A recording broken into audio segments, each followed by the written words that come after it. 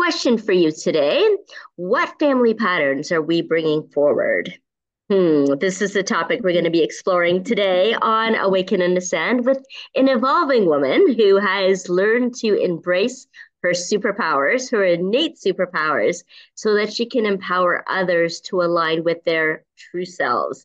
She is Teresa Lisum, and also, like me, one of the co-authors in The Ultimate Guide to Leaving a Legacy, which just released a few weeks ago. Maybe some of you have read it. If not, we'll put the link in the bottom for sure.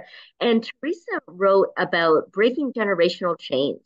So that's what we're going to be delving into today. So thank you for each and one of you that are tuning in. And Teresa, a special welcome for you for joining us from Nevada today.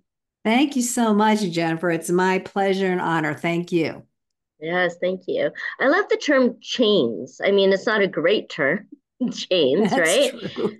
But implies a link to something, Mm. something before or something ahead or something that's, Hmm. bounding us now, kind of getting us tied up. And Good so I'm point. really interested in breaking those chains, especially generational chains and family patterns. They're not necessarily always a good thing, I imagine, from if we're wanting to break those patterns, right? So tell us a little bit Right. more about that. What are you referring to there and what was your experience? So, my chapter within the book is about the realization that one of those generational patterns was playing out for me. Like it was just like a light bulb went off in my head. Like, oh, like what is happening here? It was just the most interesting realization that had happened to me up, at that point in my life. And that got me thinking about what other generational patterns and behaviors am I doing unthinkingly, unconsciously that I haven't even questioned. So, and not all generational patterns are bad, and not all of them need to be disconnected from, in my opinion. Some of them are Hmm. fine. They're just neutral, they don't really affect anything, and they can continue. But there's also some that probably do need broken and do need to be able to switch things up so that a person such as myself can make different choices with some intention. So, do you want me to go into that particular point in time and talk a little bit about that or? Yeah, I'd love to hear that. And I also just wanted to touch on what you're saying there too, because it makes a lot of sense about why you're doing the work you're doing now about aligning people with their true selves, right? To have confidence and to not just kind of follow those patterns, whether it's Mm-hmm. unconscious or subconsciously or things we think are expected of us, perhaps, or Mm-hmm. that we're obligated to fulfill and just finding our way into who we truly are, Right, as part of right. the family, but not necessarily of it, right? Like, who are Mm-hmm. we beyond that? So, yeah, I'm really interested in your story, Teresa.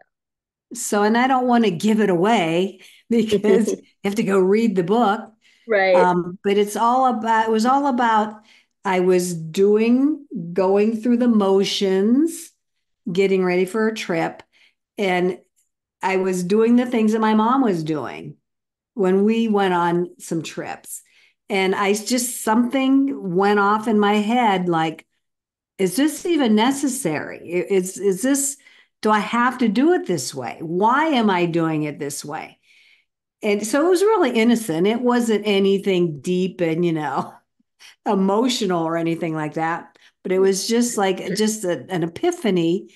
And that just started me thinking about other things. Well, what else in my life am I doing that I just saw growing up, or I just mimicked, or I just did it again without thinking? And just one thing led to another, led to another. So I kind of think of myself as that person in my line of generations that is the chain breaker, the pattern breaker, the pattern interrupter to Yes. open up. I guess that's where the whole legacy piece comes in, to open it up for future generations to try something different, not be connected so strongly to a pattern that is maybe not serving them. If it is, Yeah. fine. It's all about, is it serving you? Is it in your best interest? Yeah, that makes a lot of sense. And what I'm hearing in there too is that, we can follow what everyone else is doing, in the family generations. And, generations have been doing this forever, right? And we hear that a lot. And there's also like our generation, like for instance, I'm generation X, right? And so that time period too, you kind of have this following of doing what everyone else is doing or not, right? You're like the black sheep or the one who does something differently than what everyone else is doing, not following the trends or what everyone else Mhm. in society is doing. So I think it goes even beyond our families too, and maybe our school peers or our institutions that we may be involved in education or church or whatever it might be, or in our workplaces, following what everyone else is doing habitually because of those Mhm. patterns, or if we're breaking those chains, right? Is it Right. serving us or not? I think that's such a pivotal question to ask. How is it serving us? Mhm. Excuse me. And yeah, like you were mentioning, it's a societal thing. There's Mm-hmm, so many layers and reasons we do things that we do. And mm-hmm, many of us go through our entire life without questioning what we were doing. And again, is it a good thing or a bad thing? It's up to each individual person, but we are unique. We are special. We are the only one of a kind. And so I think it's important for us to step into, as you mentioned, that authenticity, our own self, and not be swayed and influenced by those messages we're getting externally. Like yes. it's all about Mm-hmm. aligning with our internal truth, not our external influences. And again, Yes. not necessarily a negative thing, but sometimes they are. So you have to determine and be conscious and aware of, is this in my best interest? Do I need to do that? Is it? And it's not like you Yeah. can't go through your whole day questioning things. It's very easy and more efficient to follow patterns and routines. So I understand that part. But Mm-hmm. if you could just detach a little bit once in a while and just observe and see like what is going on here, and does it have to be this same way, and can I try something different, and then Mm-hmm. that could set you on a path of some excitement and new explorations and some all new territory, which is exciting. Yeah, it's where we get to awaken and ascend, right? We come into For that sure, awareness. for We sure. see what's helping us to move forward or to elevate our life in some way.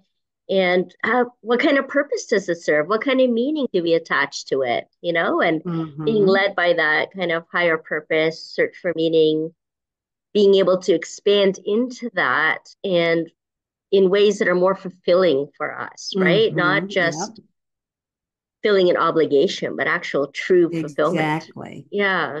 Exactly. Oh my gosh, you're bringing up so many things. I just want to quickly tell this story. I didn't put in my chapter, but I wanted to. But Mm, the meatloaf story, and you might have heard variations of this, where some woman, whoever, was making a meatloaf based on her grandmother's recipe. And hmm she was following the pattern and doing a traditional meatloaf. And she cut the ends off. And her husband's like, well, why'd you cut the ends off? Well, I don't know. That's how my grandmother did. That's how my mom taught me. That's what my grandmother did. So her husband was all going to follow that path backwards. Well, why did she cut the ends off of it? So they went back to her mom and asked her, why'd you cut the ends off of the meatloaf?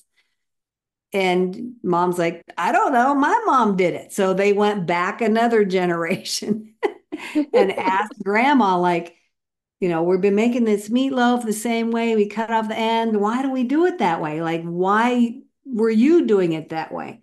And she's like, oh, because that's how it fit in my pan. That was the only size pan I had.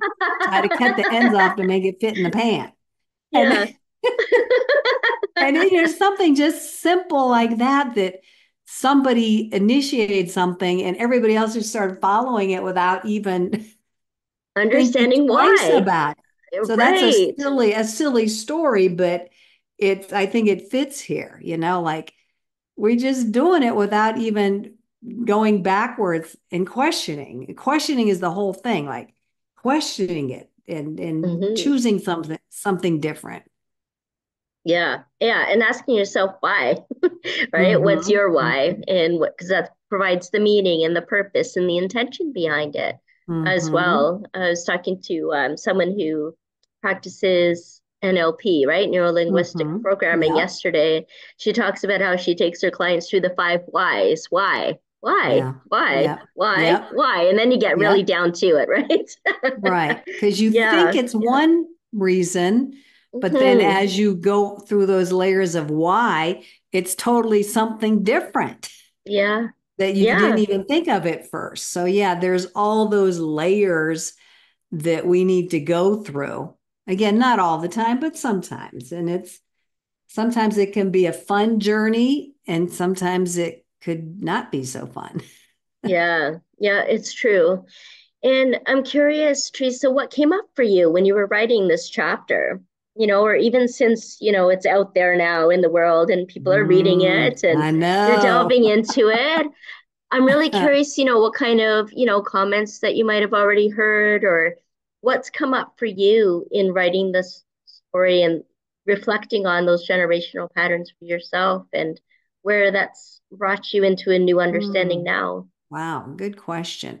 Mm. Um, it was a fun experience. It got me out of my comfort zone, and it was like giving birth. So I understand when people say that you're creatively showing the world what was in your head, and that's like a vulnerable place. Yeah.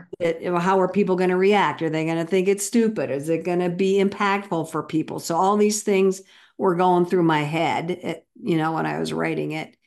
And so it gave me a new appreciation of creative people, people who are writers and artists and musicians. And, when they're bringing forth these ideas that were in their head and they're putting it out into the world and wanting to see how people are going to react. So it gave me a new understanding and appreciation of people that do this on a regular basis. And that Mm-hmm. might not be where you were going with that when you asked that question, but that's what I was thinking like, oh man, like it's tough, it's interesting, and it's definitely out of my comfort zone. But, Mm-hmm. I wanted to do it, for my own personal reasons. Um, and now that it's out there, yes, like if somebody reads it that knows me, like what are they going to think? But I just can't worry about that. I just have to, I was inspired to do it, put it out there. It will impact and be for whoever resonates with it. And who doesn't, then they can just skip over it. So Yeah. it's something I had to kind of like talk myself through though. Mm-hmm. And what kind of impact do you think it might have? Like, what are you hopeful for the readers that they'll take away from it? That's a good one. And when I was thinking of this when I was writing it, I just hope someone will read it and think in their own mind, in their own life, well, what is it that I brought forward from multiple generations ago? Like just give them Mm-hmm. an awareness to look in their own world and their own experiences and see again what's serving them, what's not. Can they try something different? So I hope that allows people that conscious awareness to try something different. Even if something's been done for 100 years doesn't mean it's the Mm-hmm. best way and the way that is going to play out into the future in a better way. And we're Yeah. seeing that play out globally right now. Things that were put into play years, centuries ago, generations ago, are not serving us now. So it's important for us to understand that and be okay with breaking it or trying something different or deviating from it. It's okay. It's Mm. okay. We'll figure out something else in a better way. So hopefully, whoever reads it will just look at their own lives, start there, and see if there's something that can change in a positive way. And if you're the change maker, if you're the pathfinder, then that's even cooler. That's even more exciting. And if you're It's not, really that's a lot of okay fun. too. But I really hope people will look at their own behaviors and see if they see any patterns cropping up there. Yeah, yeah. And what about our future generations, the next generation? Any advice for them? Yeah, just don't be afraid to question. Mm, Don't be hmm. afraid to do things your way. Um, Yeah. yeah, traditions are fine if that makes you happy and if that's something that you want to keep moving forward with, fine. But don't be afraid to question and try something different and new in your own way. Mm. I love that advice. Thank you so much, Teresa. And is there anything else that you'd like to share with the audience today? Oh, let's see. I don't know. I'm like I'm at a loss for words. I hope you read the book. There's going to be a lot of great content in there. So many authors even if you don't love all of them, I'm sure you're going to find some that are really going to resonate with you, especially if you're thinking how your legacy will be. Like we don't always think about that. What kind of a legacy are we leaving? Is it a positive one? Is it a negative one? Is it going to be, are we going to be remembered into the future for specific reasons? So Hmm. maybe, yeah, think about your legacy and what you're leaving behind as you live your life. Yeah, fantastic. Yeah, there's 22 powerful lessons and stories in this book. So Mhm. bound to be an inspiration or two or an insight or For two in sure, there. for sure. We'll make sure Yep. we put the links in the show notes here so that you can all Hmm. access that and take a look. And yeah, I'm just so grateful for it. I'm really excited that it's out there now, and I hope you find some comfort in that and even just food for thought from today. What kind of legacy do you want to leave behind? What do you want people talking about you? What do you Hmm. want to hear them say? Hmm. Right. When the time's up, and even just becoming a living legacy. Mm, It's not even just beyond death. It's also how you're living your life right now and yeah, being an yeah, inspiring role model of the light through that. And so for that's a sure. little bit Love. about what my chapter's about. And so you'll find that in there too. Thank you so much for joining us today, Teresa. Thank you. It's been a Really delightful appreciate it. pleasure. It was. And so delighted that each and every one of you have been tuning in to Awaken and Ascend here every week at 3 p.m. Pacific. So we hope to see you again next time. Bye for now. Bye.